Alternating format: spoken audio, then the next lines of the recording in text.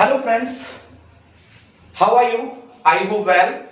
Welcome again at the Neelanchal classes, and today I am present over here with a new chapter that is called Modal Auxiliary Verbs and Future Indefinite into Passive Voice. जैसा कि मैंने अभी आपको बताया, सभी model axillary based जितने भी वाक्य हैं उनको भी आज हम पैसिव वॉइस में बदलना बताएंगे, और जितना भी आपका फ्यूचर इंडेफिनिट है उसको भी हम किस में बदलेंगे?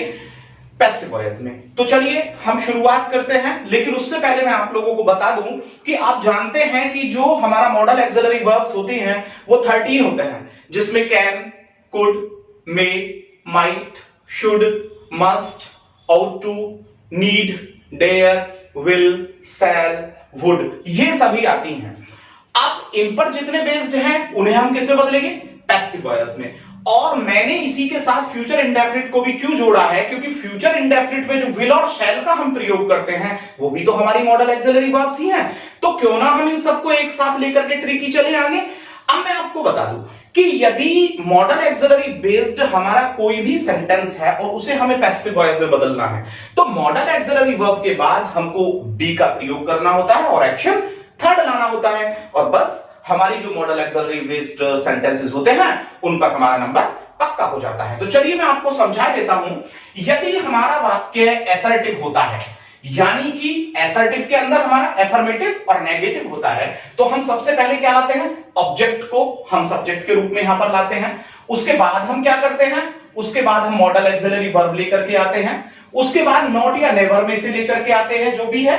फिर उसके बाद हमने ऐड करना होता है बी, और एक्शन थर्ड, अदर वर्ड्स और प्लस बाय को हमें यहां पर यूज करना होता है। अब यदि हमारा वाक्य इंटेरोगेटिव होता है, चाहे सिंपल हो चाहे WH टाइप हो, तो आपको मालूम है कि सबसे पहले हमको WH टाइप वर्ड लाना होता है, देन हम यहां पर लेकर के आएंगे मॉडल एक्सिलरी वर्ब, उसके बाद हम ऑब्जेक्ट को सब्जेक्ट मानेंगे, देन नॉट और never, then be, then action third, then object, then other words, then bye.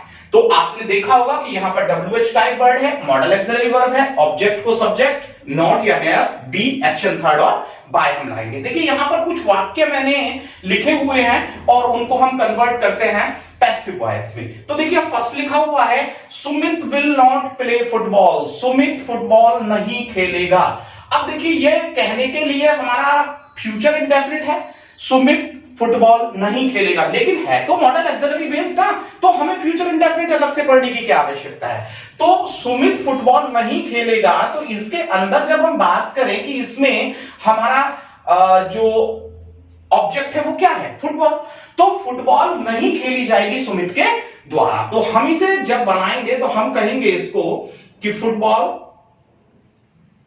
Will not, और इसके बाद ऐड करना है बी, एक्शन थर्ड प्लेड, और किसके द्वारा? बाय, और यहां पर क्या आ जाएगा? सुमित, क्योंकि प्रॉपर नाउन है और हम इसे चेंज नहीं कर सकते। तो I think you have just understood well, बहुत अच्छे से समझ गए। चलिए हम नंबर सेकंड की ओर चलते हैं। She can cross this river. Can power को शो करता है, वह इस नदी को पार कर सकती है, पावर है उसके अंदर, इतना बॉडी पावर है। तो सी कैन क्रॉस दिस रिवर, तो किसको पार कर सकती है? वह इस नदी को पार कर सकती है। तो जब हम लेते हैं इसका ऑब्जेक्ट तो क्या बनता है? This river. तो हम यहां पर लेंगे दिस रिवर कैन बी, अब क्रॉस का क्रॉस्ड हो जाएगा, और किसके द्वारा? बाय, और शी को किस में कन्वर्ट करेंगे? हर में कन्वर्ट कर देंगे। तो आई थिंक समझ गए होंगे अच्छे से। मे ही स्कोल्ड मी टुडे। देखिए यहां पूछा जा रहा है क्या वह आज मुझे डांट सकती है? क्या वह आज मुझे डांट सकता है? सकती नहीं, सकता है। क्या वह आज मुझे डांट सकता है? आप जानते हैं कि मे का प्रयोग पॉसिबिलिटी के लिए होता है, संभावना के लिए। तो किसको डांटा जा सकता है? मे ही स्कोल्ड मी टुडे, यानी कि क्या वह आज मुझे डांट सकता है, तो पैसिव बनेगी क्या आज मुझे डांटा जा सकता है उसके द्वारा। तो यहां पर हम क्या बनाने वाले हैं इसको कि भाई मे, तो मे रहेगा हमारा, ठीक है, मे, और यहां जो ऑब्जेक्ट मी है वो किस में कन्वर्ट? आई, मे आई बी, और स्कॉल्ड का क्या हो जाएगा? स्कॉल्डेड, मे आई बी स्कॉल्डेड टुडे, और किसके द्वारा? टुडे बाय, और ही को किस में ले जाएंगे? हिम। मे आई बी, और हम इस टुडे को उधर भी ले जा सकते हैं जो टाइम वर्ड होता है। ओके, नेक्स्ट चलते हैं। They should not tease the poor, उन्हें गरीबों को नहीं सताना चाहिए, उन्हें गरीबों को नहीं परेशान करना चाहिए। सब्जेक्ट है हमारा दे, और यहां पर जो ऑब्जेक्ट है हमारा वो क्या है, द पुअर। तो जब हम इसको पैसिव में लेकर के चलेंगे तो हम क्या कहेंगे, द पुअर। अब शुड है तो the poor should not be, the poor should not be, और टीज का एक्शन थर्ड हो जाएगा टीज्ड, और किसके द्वारा, बाय, और दे को किस में ले जाएंगे, देम में। तो they should, the poor should not be teased bye them, गरीबों को नहीं सताया जाना चाहिए उसके, उनके द्वारा। अब है आगे, Karan used to speak the truth. देखिए यूज्ड टू पास्ट का हैबिट बताता है, करण सत्य बोला करता था, but no longer now the days are gone of speaking the truth by Karan. Karan के द्वारा अब सत्य नहीं बोला जाता। ये कह रहा है कि करण सत्य बोला करता था, तो सीधी सी बात है कि इसमें जो हमारा ऑब्जेक्ट होगा वो क्या होगा, ट्रुथ। दा को तो हमें साइलेंट करना पड़ेगा यहां पर, तो अब हम करेंगे यहां पर ट्रुथ यूज्ड टू बी, और स्पीक का क्या हो जाएगा, स्पोकन बाय करण। एक बात मैं आपको बता दूं, ट्रुथ बोला जाता था किसके द्वारा, करण के द्वारा। अगर ये नेगेटिव होता तो हम बनाते इसको कि Karan used not to speak the truth, Karan used not to. तो आप देखिए यहां पर बन जाता truth used not to be, used to not be नहीं, यूज्ड नॉट टू बी हो जाता। अब हम आगे बढ़ते हैं। He need not scold them, उसे कोई आवश्यकता नहीं है उनको डांटने की। तो किनको डांटने की आवश्यकता नहीं है, उनको डांटने की। तो अब हम यहां पर क्या करेंगे, दे, देम को हम इधर से दे ले आए, दे नीड नॉट बी, और स्कॉल्ड का क्या हो जाएगा, स्कॉल्डेड बाय, और ही को किस में ले जाए, हिम में ले जाए। तो उन्हें नहीं डांटने की कोई आवश्यकता है किसके द्वारा, उसके द्वारा। अब हम चलते हैं, why must Ravi write a poem, Ravi को अवश्य ही एक कविता क्यों लिखनी चाहिए, रवि को अवश्य ही एक कविता क्यों लिखनी चाहिए।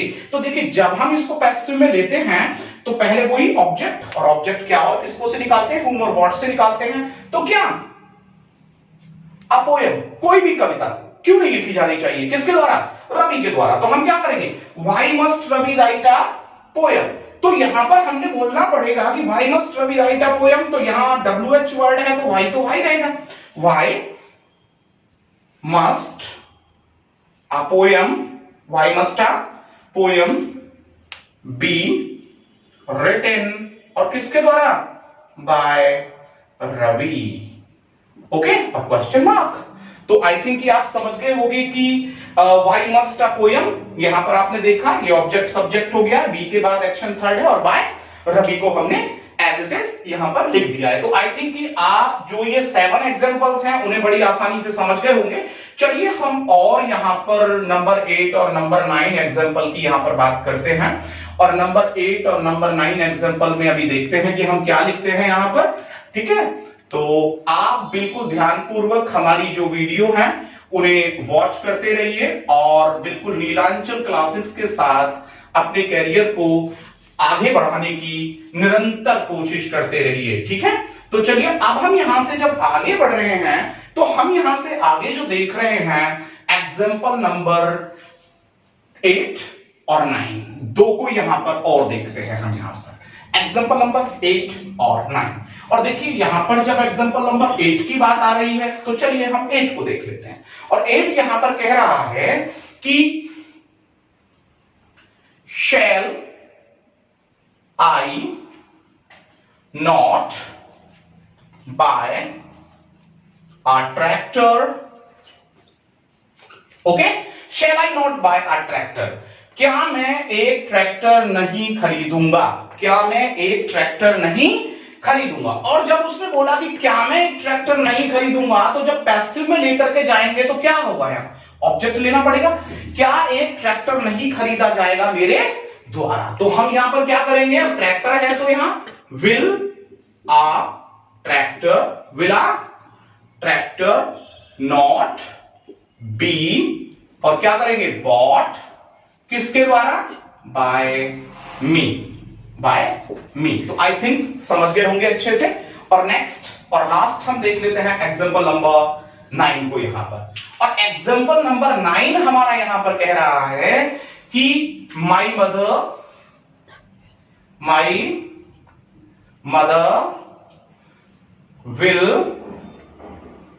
will cook the food tomorrow। अब हम बात कर रहे हैं ROW। अब हम बात कर रहे हैं कि क्या हमारी माँ जो है वो खाना पकाएंगी कल। तो my mother will cook food tomorrow, मेरी माँ कल खाना पकाएंगी। तो जब हम इसको पैसिव में लाएंगे तो कैसे करेंगे, क्या पकाया जाएगा द फूड। तो हम यहां करेंगे कि will the food be cooked, will the food be cooked bye my mother और कब टुमारो। अब टुमारो हो गया यहां पर। तो आई थिंक कि आप अच्छे से इसे समझ गए होंगे कि विल द फूड यहां पर ऑब्जेक्ट आ गया, be cooked bye my mother मेरी मां के द्वारा, और जो एडवर्ब ऑफ टाइम है हम उसे लास्ट में भी ले जाते हैं। तो आई थिंक कि आप अच्छे से समझ गए होंगे। फ्यूचर इंडेफिनिट को हमने मॉडल ऑक्सिलरी वर्ब से साथ ही रख दिया है और हमने कोई इसमें अपनी तरफ से दिमाग नहीं लगाया है, बस हमने इतना बताया है कि इसे हम ट्रिक से फ्यूचर इंडेफिनिट में अलग ना ले जाएं। तो अब जल्दी ही आपसे मुलाकात होगी नए चैप्टर के साथ, तो जुड़े रहिए हमारे साथ। और यदि अभी तक आपने हमारे चैनल को सब्सक्राइब नहीं किया है तो जल्दी से सब्सक्राइब कर ले ताकि इसकी नोटिफिकेशंस आपको समय समय पर मिलती रहें। Okay, thank you.